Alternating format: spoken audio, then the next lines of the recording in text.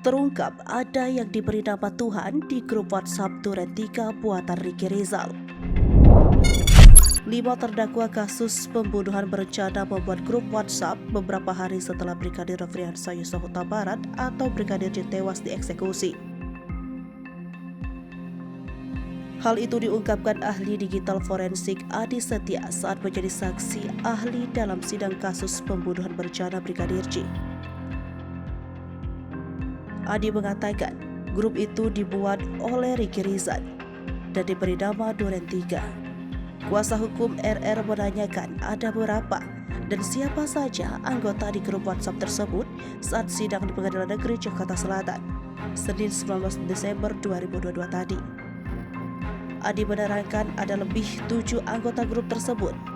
Ia menyebut ada kontak para ajudan mantan Kadipropam itu hingga satpam rumah, seperti Barada Richard Eliezer, Bribka Ricky Rizal, Daden Miftahul Haq, dan satpam rumah Sambo Damianus.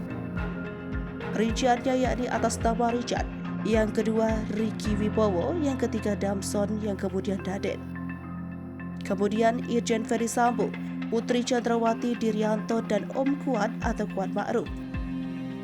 Adi juga menyebut ada satu anggota yang bernama Tuhan Yesus.